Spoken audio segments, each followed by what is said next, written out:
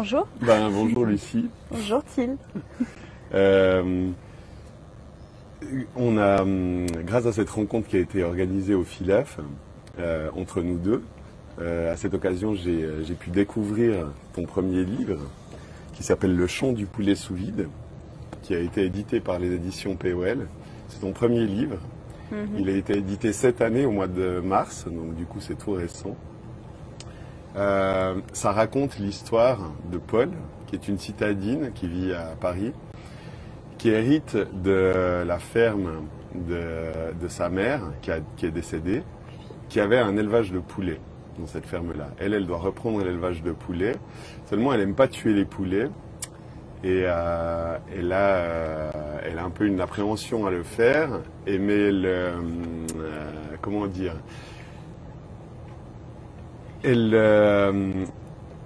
le fait, mais elle écrit la biographie. Elle est d'accord de le faire à condition d'écrire la biographie de chaque poulet, leur donner un nom et d'écrire la biographie. Ensuite, elle va vendre ses poulets au marché avec la biographie sur le poulet, sur l'emballage du poulet sous vide. Exactement. Voilà, c'est un peu le début du livre. Mais d'où est venue cette idée de biographie? Alors, il y a eu plusieurs moments où j'ai eu envie d'écrire sur ça. La première chose, c'est quand j'ai rencontré quelqu'un qui était chez Charal, quand je travaillais en communication, et qui me parlait du marketing de la viande et comment, par le marketing, on met dans la tête des consommateurs des idées qui sont pas forcément véritables, mais pour faire consommer de la viande et faire oublier notamment que c'est un corps mort qu'on est en train d'ingurgiter, mais donner à la viande un aspect appétissant. Et donc, par exemple, l'idée que la viande rend fort, c'est une idée vraiment marketing qui a été créée au sortir de la guerre pour donner aux gens envie de consommer plus. Et cette idée maintenant elle est très remise en question, l'idée que la viande rend fort, et donc ils ont dû chercher un autre, ce qu'on appelle insight, un autre déclencheur pour faire consommer. Et cette idée c'est de rendre proche la viande qu'on consomme, donner l'impression qu'on est comme des fermiers, et c'est toute la tradition des lardons bien élevés. Je ne sais pas s'il y a ça en Suisse, mais dans les rayons du supermarché, on peut trouver les lardons bien élevés. On voit dans les publicités donc le coq qui ton chante. idée vient vraiment du marketing et de la publicité, c'est ça? Complètement. C'est finalement l'inspiration. Je m'intéresse pas mal à comment comment les lectures influencent aussi ce qu'on écrit. Il y a quelque chose de très cynique là derrière, non? Alors, je ne sais pas si le livre l'est, mais en tout cas, oui, ça interroge en cynisme. C'était l'idée de Il n'est peut-être première. pas cynique, mais il y a beaucoup d'humour noir dans ce que tu écris. Parce que, quelque part, c'est assez drôle, ces biographies de poulets, parce qu'elles leur donnent un nom. Ils vivent une vie, ces poulets, très particulière. Ils sont tous très différents les uns des autres. Mais accolé au cadavre, ça fait un peu froid dans le dos quand même. Parce que quelque part, on s'y attache dans ces biographies. Donc la mort de ces volatiles, elle est d'autant plus violente. Mais c'était l'idée vraiment de ce contraste entre, quand on raconte le chant du poulet sous vide comme ça, c'est une idée qui fait sourire, le fait qu'il y ait des biographies de poulets. Et en même temps, il y a un côté très funèbre. Ça fait pas sourire tout le monde, non? Ça dégoûte aussi certaines personnes. Quand elle va vendre ses poulets au marché, il y a certaines personnes qui ont des appréhensions à acheter le poulet à cause de ces biographies, non? Oui, mais ils sont minoritaires. Et à la ville, en fait, à partir du moment où ils sont assez loin des animaux, c'est très séduisant en fait pour le consommateur. L'entreprise qui débute, parce que c'est quand même une entreprise qui débute. Au début, elle vend ses poulets au marché, mais par la suite, il y a un entremetteur, il y a quelqu'un qui va faire que l'histoire va aller beaucoup plus loin et va emprunter cette idée marketing pour en faire quelque chose d'industriel. Ouais.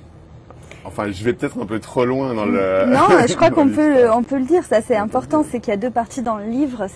La première partie, c'est à la campagne, très proche des poulets. La deuxième, c'est en ville, dans une ferme urbaine, une ferme pour les poulets, parce que Paul veut rendre l'existence des poulets meilleure. Et elle les humanise en fait. Plus le livre avance, moins elle voit la frontière entre humain et animal. Et c'est ce qui va aussi causer sa perte et ce qui rend la mort encore plus perturbante. Je crois dans le livre, il y a la mort à chaque page. Et dans cette deuxième partie, il y a ce côté se confronter à ce cadavre différemment. Mais en même temps, au début du livre, elle n'aime pas tuer ses poulets. Et plus elle écrit les biographies, moins elle a de mal à les tuer aussi, ses poulets. Donc, quelque part, elle les humanise, mais en même temps, elle y prend goût. Elle a une sorte d'habitude. C'est l'habitude, tu penses, qui fait qu'elle elle a de moins en moins de mal à les tuer ou c'est Non, je pense pas. Je pense que c'est parce que dès le début, elle prend plaisir à les tuer. Dès qu'elle écrit sur eux, parce que j'ai l'impression que l'écriture lui donne prise aussi sur qui peuvent être les poulets. Sur écrire leur biographie, ça lui fait connaître différemment les poulets, ça lui fait les aimer différemment et ça lui fait aussi revoir sa propre vie et son lien avec les poulets autrement. Et c'est ça qui est intéressant pour elle de trouver qui sont les animaux en écrivant. Et voilà, tout le livre est dans ces deux mots, écrire, tuer. C'est qu'est-ce qu'on fait quand on écrit sur un animal ou sur quelqu'un en général. Est-ce que c'est tuer? Est-ce que c'est enfermer dans son regard? Et c'est une interrogation qui parcourt tout le livre. Donc ce goût-là, je pense que c'est que dès qu'elle découvre qu'elle peut avoir prise sur les animaux en écrivant dessus, en les nommant, il y a une fureur comme ça de nommer tous les animaux, plus pour les connaître aussi, pour être avec eux. Sûr. Mais après, elle a quand même un de ses poulets qui est son préféré, qu'elle ne veut pas assassiner, non? Non. Voilà. Celui-ci, il vit avec elle, c'est un peu comme son fils quelque part. Ouais. Voilà. Et ça devient un membre de sa famille, quoi. Enfin, les autres le sont aussi peut-être un peu, ou c'est plus... Les autres le sont aussi, mais lui, elle voit en lui, je dirais une filiation et un conseiller. Elle n'arrive pas à se résoudre à le tuer. Mais c'est peut-être aussi sa confusion entre humanité et pouléité, enfin je sais pas comment on pourrait dire, animalité, mais là c'est vraiment spécifique au poulet. C'est son animal domestique en fait. Elle n'arrive plus à faire ce qu'on fait couramment, la distinction par exemple entre animal domestique, animal sauvage, animal d'élevage. Voilà, c'est tout à fait accepté qu'on mange un poulet. Par contre, à manger un chat ou un chien, c'est un peu plus complexe pour nous. Et elle n'arrive plus du tout à faire ces distinctions-là. Et c'est ça que je voulais aussi remettre en cause dans le... Enfin, c'est pas l'écriture, c'est pas un pamphlet, mais ramener à penser comment on a créé des distinctions autour de ce qui constitue... l'animal domestique et celui qu'on mange, quoi. C'est très intéressant. Et pourquoi ces animaux-là ont ce statut-là? Et finalement, c'est ça aussi, pour ça que ce sont des poulets et pas des vaches. Le fait que ce soit des petits animaux qui sont plutôt mignons. On peut domestiquer, avoir chez soi. C'est ça, quand c'est la même taille pratiquement qu'un chat, un chien, et que pourtant on trouve stupide, ce qui est pas vrai en plus. Les poulets ne sont pas si stupides qu'on veut bien le croire. Eh ben, en lisant les biographies, en tout cas, on a justement l'impression qu'ils ont tous une vie bien particulière. On arrive à les distinguer facilement les uns les autres, quoi. D'ailleurs, je pourrais éventuellement lire une des biographies qui a été écrite pour un des poulets. C'est en revoyant ton livre, là, je suis tombé sur celle de Georges, par exemple, que je vais essayer de retrouver. Elles sont écrites en autre caractère, donc du coup je devrais y arriver. Georges. L'espace, c'est la liberté de l'esprit. Il errait pour repousser les limites du champ animal, accélérant lorsqu'il se sentait rattrapé, guettant les dangers, jetant partout ses yeux et dévalant les pentes de son territoire. Sa vie était une folle course de conquête et personne n'osa jamais lui dire qu'il tournait en rond. Oui, Georges, pauvre Georges, enfin pauvre poulet en général. Et oui, les distinctions entre poulets, ça c'est assez impressionnant. J'ai beaucoup traîné comme pour me documenter sur les forums d'amoureux de poules, il y en a pas mal. Il y a tout un courant de gens qui aiment énormément et eux-mêmes écrivent sur leurs poules et tu as pu oui. Rien que les nommer, il y en a beaucoup qui s'appellent, je sais pas, Coco par exemple, c'est un nom qui est couramment donné aux poules et chacun décrit le caractère de sa poule. Et il y a des poules qui sont par exemple très très câlines, d'autres qui sont très sauvages. C'était une mine d'or pour toi, tout à fait. D'avoir découvert ça. Ouais. Ouais. Et toi-même, est-ce que tu as observé aussi des poulets? Tu as eu l'occasion d'aller en campagne pour en observer ou... Non, je suis assez... je suis d'une petite ville, mais je suis quand même citadine et j'ai jamais tué de poulet déjà. et j'ai peu observé de poulet en vrai. Après, j'ai déjà vu des poulets.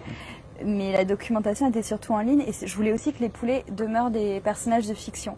Et dans le livre, je voulais on s'attache plus finalement au poulet qu'aux personnages humains et que ça participe de ce renversement des rôles en fait, que les personnages soient les poulets, les animaux et pas forcément les humains. Bah, tu as réussi parce que c'est le cas lors de la lecture du livre.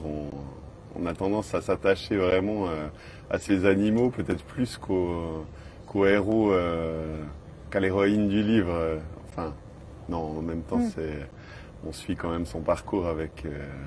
beaucoup d'attention, non? Oui, mais on n'a jamais accès, c'est vrai, à ça en intériorité, tandis que les poulets, c'est ça la biographie aussi, on a accès à qui ils sont, du point de vue toujours de l'humain, donc c'est ça qui est intéressant aussi pour moi, mais oui, ils sont humanisés finalement par le regard de Paul, tandis que Paul, tel que je l'ai décrit, je voulais la détacher un peu de la psychologie humaine.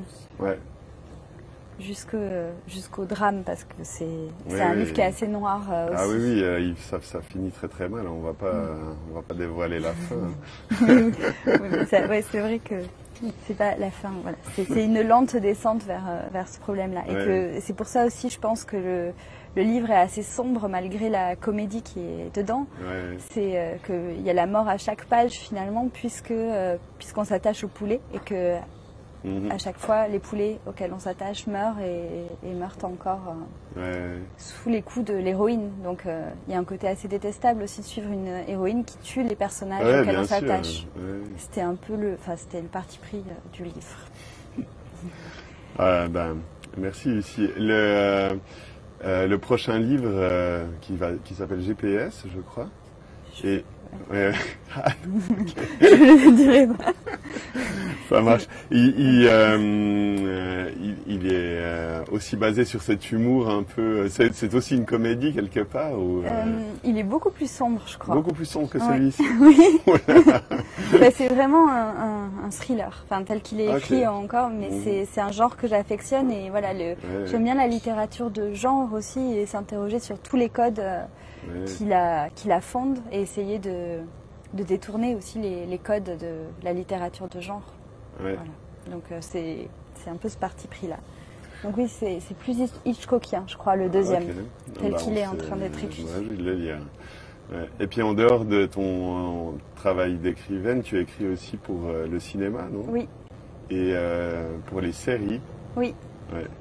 Et là, alors ça reste aussi dans le registre des comédies plutôt, ton écriture pour le cinéma, ou pas forcément? Pas forcément, comédie et film noir. Donc oui, on trouve quand même toujours et thriller et film d'angoisse.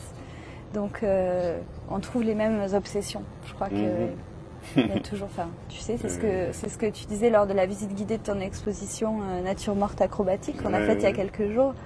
C'est que il y a des choses qui reviennent aussi entre séries. Dans tout le parcours, il y a une cohérence dans tout ça. On espère en tout cas en créer une. Très bien, j'espère qu'on a donné envie à tout le monde d'acheter ton livre et de le lire. Merci. Merci à toi.